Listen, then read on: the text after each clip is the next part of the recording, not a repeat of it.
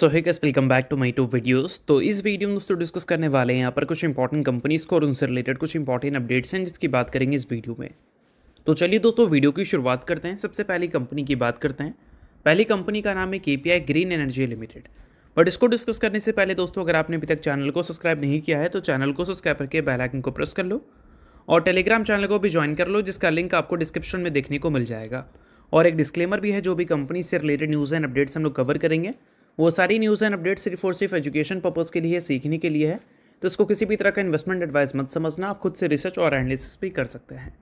तो चलिए दोस्तों वीडियो की शुरुआत करते हैं। सबसे पहले बात करते हैं केपीआई ग्रीन एनर्जी से रिलेटेड कुछ इंपॉर्टेंट न्यूज़ एंड अपडेट्स के बारे में। सो दोस्तों, हाल ही में इस कंपनी से रिलेटेड एक बड़ी खबर हमें देखने को मिल रही थी।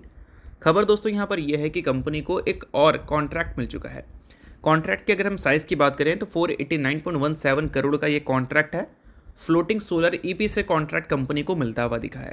तो ये सारे कॉन्ट्रैक्ट के बाद कंपनी के करंट ऑर्डर बुक के वैल्यू के बारे में अगर हम बात करें तो करेंटली कंपनी का ऑर्डर बुक है 2.5 गीगावाट का, मतलब 2.5 गीगावाट कैपेसिटी का, जो कि कंपनी को रफली 3000 करोड़ के आसपास का रेवेन्यू जनरेट करके दे सकता है मीडियम टर्म में। और करेंटली इस नंबर को अगर हम कंपैरिजन करें कंपनी के पीएनएल से, तो पिछले 4 क्वार्टर में कंपनी ने 2265 करोड़ का रेवेन्यू रिपोर्ट किया है। तो ये नंबर को कंपनी 3000 करोड़ तक मीडियम टर्म में ही ले जाती हुई नजर आएगी। हो सकता है कि अगले 3 से 4 क्वार्टर में कंपनी 3000 करोड़ तक रेवेन्यू रिपोर्ट करती हुई दिख जाए। कंसिस्टेंसी की बात करें तो इस कंपनी में कंसिस्टेंसी काफ़ी सही दिखी है पिछले 5 साल से कंपनी ने अपने रेवेन्यू को, प्रॉफिट को काफ़ी इंप्रेसिव तरीके से ग्रो किया है। 5 साल का CAGR है 97% रेवेन्यू का, 118% है प्रॉफिट का। पिछले 1 साल के नंबर की भी अगर हम बात करें तो 71% से कंपनी ने रेवेन्यू को ग्रो किया है, प्रॉफिट को 71% से ही ग्रो किया है। साथ में कंपनी का गाइडेंस है 2030 तक के फाइनेंशियल ईयर को लेकर कि एवरी ईयर कंपनी 60% से भी ज़्यादा अपने रेवेन्यू को ग्रो करती हुई नजर आएगी। तो बेशक कमेंट्री भी अच्छी है, प्रेजेंट नंबर भी अच्छे हैं और पास्ट नंबर भी कंपनी के सही हैं। और रेगुलर बेसिस पे कंपनी को ऑर्डर बुक भी कंपनी को ऑर्डर मिलते हुए भी देखने को मिल रहे हैं, जिस वजह से कंपनी के ऑर्डर बुक भी स्ट्रांग होते हुए नजर आ रहे हैं। साथ में दोस्तों, अगर हम बात करें इस कंपनी के कुछ नेगेटिव पॉइंट्स के बारे में, तो वो कंपनी के बैलेंस शीट में हमें देखने को मिलेगा। अभी कंपनी के करंट रिजर्व अगर हम देखें तो वो 2551 करोड़ का हमें देखने को मिलता है। और उसके कंपैरिजन में अगर हम कंपनी के डेट की बात करें, यानी कि कर्जे के बारे में, तो वो 2533 करोड़ हमें देखने को मिलती है। तो रिजर्व से अगर ये नंबर कंपेयर करें तो कोई बड़ा गैप आपको देखने को नहीं मिल रहा है। इनफैक्ट 100 करोड़ का भी गैप आपको देखने को नहीं मिल रहा है, कुछ करोड़ का ही गैप आपको देखने को मिल रही है। तो ये कंपनी का सबसे बड़ा कंसर्न है कि कंपनी के ऊपर डेट काफ़ी अच्छा खासा है। बट इसको अगर हम कंपैरिजन करें कंपनी के कैश इक्विवेलेंट्स है तो उसमें कंपनी को चेंजेस ज़रूर दिखा सकती है, क्योंकि कंपनी का करंट कैश इक्विवेलेंट्स 829 करोड़ का है। तो मतलब चेंजेस तो कंपनी दिखाने का पूरा पोटेंशियल रखती है, बट कंपनी के ऊपर जितना अभी के टाइम पे कर्जा है, उस कर्जे को अगर हम कंपेयर करें कंपनी के कैश इक्विवेलेंट से, तो पूरा उसको कंपनी वैनिश नहीं कर सकती। इस चीज़ को भी नोट करना है। बाकी एक्सपेंशन के लिए कंपनी काफ़ी अच्छा इन्वेस्टमेंट करती हुई नजर आई है पिछले कुछ सालों में। अब देखो दोस्तों, कोई भी कंपनी एक्सपेंड करना चाहती है तो कंपनी के फिक्स एसेट्स में इन्वेस्टमेंट्स अच्छे होने चाहिए। 23 के फाइनेंशियल ईयर में कंपनी ने अच्छा इन्वेस्टमेंट किया था 300 करोड़, 24 में कंपनी ने 187 करोड़ इन्वेस्ट किया, 25 में सीधा कंपनी ने 1500 करोड़ का इन्वेस्टमेंट कर दिया। एक्सपेंशन पे कंपनी ध्यान दे रही है। प्रेजेंट नंबर ठीक है, पास्ट नंबर ठीक है, ऑर्डर बुक ठीक है, फ्यूचर नंबर के गाइडेंस भी ठीक है। सबसे बड़ा कंसर्न है कंपनी का डेट, जो कि आपको नोट करना है। और साथ में दोस्तों, कंपनी के प्रोमोटर की जो होल्डिंग्स हैं, इसमें मेजोरिटी स्टेक्स कंपनी के प्रोमोटर ने गिरवी रखा है। इस चीज़ को भी नोट करना है। तो ये सारी चीज़ें आप नोट डाउन कर चल सकते हैं। सो अब दोस्तों, वीडियो में आगे बढ़ने से पहले बात कर लेते हैं एक सेबी रजिस्टर्ड टेलीग्राम चैनल के बारे में, जिसका नाम है ट्रेडर बाजी। अब ये सेबी रजिस्टर्ड रिसर्च एनालिस्ट हैं, जिनका रजिस्ट्रेशन नंबर आपको यहाँ पर देखने को मिलता है। और इनको 8 साल से भी ज़्यादा का एक्सपीरियंस है ऑप्शन एंड स्विंग ट्रेडिंग में। साथ में 3000 से भी ज़्यादा लोगों को ऑलरेडी ये ट्रेन कर चुके हैं। तो इनके टेलीग्राम चैनल का जो लिंक है वो आपको डिस्क्रिप्शन में देखने को मिल जाएगा। लिंक के थ्रू जाकर जरूर इस चैनल को आप ज्वाइन कर लेना। ज्वाइन करने का सबसे बड़ा प्लस पॉइंट ये है कि काफ़ी सारी कंपनी के टेक्निकल्स को प्रॉपर एनालिसिस कर यहाँ अपडेट किया जाता है, जो कि अभी आपको यूट्यूब पे तो देखने को नहीं मिलता, जिसको आप यहाँ पर आकर ज़रूर चेकआउट कर सकते हैं। उसके अलावा दोस्तों, मार्केट से रिलेटेड जो समरी होती हैं वो सारी चीज़ें आपको यहाँ पर देखने को मिलती हैं। मार्केट से रिलेटेड जो इंपॉर्टेंट न्यूज़ एंड अपडेट्स होता है वो भी आपको यहाँ पर देखने को मिलता है। साथ में सेबी रजिस्टर्ड टेलीग्राम चैनल है, तो इनके कॉल्स वगैरह भी दिखते हैं, जिसको भी चाहो तो आप चेकआउट कर सकते हो। तो लिंक डिस्क्रिप्शन में है, लिंक के थ्रू जाकर बिल्कुल फ्री ऑफ कॉस्ट आप इस टेलीग्राम चैनल को ज्वाइन कर सकते हैं। तो चलिए दोस्तों, बात करते हैं अगली कंपनी के बारे में। सो अगली कंपनी का नाम है बजाज फाइनेंस लिमिटेड। सो दोस्तों, आज के दिन की बात करें तो बजाज फाइनेंस काफ़ी ज़्यादा फोकस में थी। इसके पीछे का सबसे बड़ा रीज़न ये है कि बजाज फाइनेंस से रिलेटेड एक रिपोर्ट हमें पब्लिश होता हुआ दिख रहा था। रिपोर्ट की अगर बात करें तो उसमें ये मेंशन है कि बजाज फाइनेंस का जो एसेट अंडर मैनेजमेंट है 2026 के फाइनेंशियल ईयर में वो क्रॉस करता हुआ नजर आएगा 5 लाख करोड़ को। और ये एक काफ़ी बड़ा नंबर होता है, बट फिर भी ये नंबर तक अगर ये कंपनी पहुंच भी जाए तो भी इंडिया के जो टॉप प्राइवेट बैंक्स हैं उसके आसपास भी ये कंपनी नहीं है। अगर हम बात करें दोस्तों कंपैरिजन के बारे में, तो देखो यहाँ पर मेंशन है कि एचडीएफसी बैंक का जो टोटल एसेट्स है वो हमें 40 लाख करोड़ का देखने को मिलता है। बजाज फाइनेंस का अगर 5 लाख करोड़ है तो भी ये नंबर जो है बजाज फाइनेंस का 8 गुना अगर ग्रो होगा तो फिर हमें एचडीएफसी बैंक के लेवल तक ये कंपनी दिखेगी। और अगर हम आईसीआईसीआई बैंक से कंपैरिजन करें तो उसका भी 21,36,000 करोड़ है, एक्सिस बैंक का भी 16,77,000 करोड़ है, और बजाज फाइनेंस अगर किसी बैंक के लेवल पे है तो वो मिड साइज जो प्राइवेट बैंक्स हैं उसके लेवल पे है, क्योंकि कोटक महिंद्रा बैंक 7 लाख करोड़ के आसपास के एसेट्स पे बैठी है, इंडसइंड बैंक 5,27,000 करोड़ पे बैठी है, यस बैंक और आईडीबीआई बैंक यही दो बैंक से बजाज फाइनेंस ऊपर है।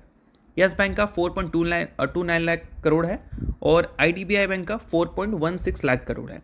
तो एक चीज़ क्लियर है भाई कि जो मिड साइज बैंक है उसमें भी जो नीचे लेवल पे है वहाँ पर बजाज फाइनेंस है, और जो टॉप साइज है प्राइवेट बैंक उसके आसपास भी नहीं है। तो क्लियर कट समझ आता है कि बजाज फाइनेंस जो पिछले कुछ सालों में अच्छी ग्रोथ दिखाई है, एक अच्छे माइलस्टोन पे कंपनी पहुंच सकती है 2026 के फाइनेंशियल ईयर में, और पहुंच भी जाती है तो भी यहाँ से कंपनी के पास बहुत बड़ी ग्रोथ अपॉर्चुनिटीज़ रहेगी। और लगातार आपने कंसिस्टेंट इस कंपनी के नंबर्स को ग्रो करता हुआ देखा है पिछले 5 सालों में, और अभी कंपनी के जो वैल्यूशन है वो पिछले 5 साल का जो मीडियन पी है उससे भी आपको नीचे देखने को मिल रहा है। तो ग्रोथ अपॉर्चुनिटी अगर कंपनी के पास है, 5 साल के मीडियन पी से कंपनी नीचे है, तो ये सारी चीज़ें बजाज फाइनेंस के लिए एक अच्छी बात है कि वैल्यूशन वाइज कंपनी के ऊपर कोई बर्डन नहीं है। और साथ में एक न्यूज़ हमें देखने को मिल रही है कि कंपनी बोल सकते हैं लोन डिस्बर्स करने वाली है 3500 करोड़ रुपए through voice boat in current financial year, यानी कि 2026 फाइनेंशियल ईयर। ठीक है, जो कंपनी ने अपने इन्वेस्टर प्रेजेंटेशन के थ्रू अपने इन्वेस्टर्स को बताया है। तो ये सारी चीज़ें आप ज़रूर यहाँ पर नोट डाउन कर चल सकते हैं। तो चलिए इसके अलावा बात करते हैं अगली कंपनी के बारे में। दोस्तों अगली कंपनी है एचडीएफसी बैंक और पीएनबी। अभी रिसेंटली आरबीआई ने रेपो रेट को कम किया था 25 बेसिस पॉइंट से, और उसके बाद एचडीएफसी बैंक और पीएनबी ये बैंक ऐसी हैं जिसने अपने जो करंट लेंडिंग रेट्स हैं, लोन रेट्स, उसको 25 बेसिस पॉइंट से कम कर दिया है आफ्टर रेपो रेट कट। तो ये सारी चीज़ें आप नोट कर सकते हो। इसके अलावा बात करते हैं अगली कंपनी के बारे में। नाम है दोस्तों टिटागर रेल सिस्टम लिमिटेड। दोस्तों अगर हम टिटागर की बात करें तो फिलहाल इस कंपनी से रिलेटेड कुछ बड़ी खबर हमें देखने को मिल रही है, बट इसको डिस्कस करने से पहले अगर आपने अभी तक सेबी रजिस्टर्ड टेलीग्राम चैनल को ज्वाइन नहीं किया है तो उसको जाकर आप ज्वाइन कर लो, लिंक आपको डिस्क्रिप्शन में देखने को मिल जाएगा। मार्केट पिछले कुछ टाइम में काफ़ी ज़्यादा वॉलेटाइल नज़र आ रही है, तो ऐसे टाइम पे आपको प्रॉपर एनालिसिस की ज़रूरत होगी। तो काफ़ी सारी कंपनी के टेक्निकल्स को प्रॉपर एनालिसिस कर अपडेट किया जाता है टेलीग्राम चैनल पे, जो कि सेबी रजिस्टर्ड रिसर्च एनालिस्ट का टेलीग्राम चैनल है। तो उसको जाकर चेकआउट कर सकते हैं, साथ में इनके कॉल्स वगैरह भी दिखते हैं, जिसको भी चाहो तो आप चेकआउट कर सकते हो। तो लिंक आपको डिस्क्रिप्शन में दिख जाएगा, लिंक के थ्रू जाकर बिल्कुल फ्री ऑफ कॉस्ट आप टेलीग्राम चैनल को ज्वाइन कर सकते हैं। अब दोस्तों बात करते हैं टिटागर के बारे में। तो अभी हाल ही में जो कंपनी ने Q2 के अर्निंग्स को रिपोर्ट किया था, उसके साथ कंपनी ने कुछ बड़े अनाउंसमेंट भी किए थे। अनाउंसमेंट में दोस्तों ये चीज़ें मेंशन देखने को मिल रही थी कि कंपनी के बोर्ड ने अप्रूव कर दिया है अप टू 50 करोड़ इन्वेस्ट करने का अपनी खुद की सब्सिडरी में, जिसका नाम है टिटागर नवाल सिस्टम लिमिटेड, जो कि बोल सकते हैं टिटागर रेल सिस्टम ने क्रिएट किया था बिजनेस के एक्सपेंशन के लिए। और ये सब्सिडरी में अप टू 50 करोड़ यानी कि 50 करोड़ तक, उससे कम भी नंबर हो सकता है, बट 50 करोड़ तक इन्वेस्टमेंट ये कंपनी करती हुई नजर आएगी। इसके लिए कंपनी के बोर्ड ने इसको अप्रूवल दे दी है। साथ में दोस्तों कंपनी को अप्रूवल मिल चुका है किस चीज़ के लिए भाई, वैगन लीजिंग बिजनेस के लिए under railway wagon leasing scheme. तो इस चीज़ को भी आप नोट कर सकते हैं। कंपनी अभी के टाइम पे तो आपको इंजन्स नहीं, मतलब बोल सकते हैं ट्रेन के जो कोचेस होते हैं उसको बनाती हुई दिखती थी। अब कंपनी शिप बिल्डिंग सेक्टर में भी उतरती हुई दिख रही है। इसके लिए कंपनी को कॉन्ट्रैक्ट्स ऑलरेडी मिल चुका है। अगले 3 से 5 सालों में कंपनी अपने रेवेन्यू को वहाँ से 2 से 3 गुना करने का टारगेट बनाकर चल रही है। साथ में दोस्तों वैगन लीजिंग बिजनेस में भी कंपनी ने उतरने का फैसला कर लिया है। इसके लिए भी कंपनी को अप्रूवल मिल चुकी है। तो ये सारी चीज़ें डेफिनेटली टिटागर के लिए एक अच्छी बात है, क्योंकि अभी के टाइम पे 52 वीक हाई से वो काफ़ी ज़्यादा नीचे है, 43.3% नीचे है। इसका सबसे बड़ा रीज़न है कंपनी का बिजनेस का खराब परफॉर्म करना। पिछले 1 साल में रेवेन्यू तो 15% से ही डी ग्रोथ रिपोर्ट किया है, प्रॉफिट में गिरावट 35% से देखने को मिली है।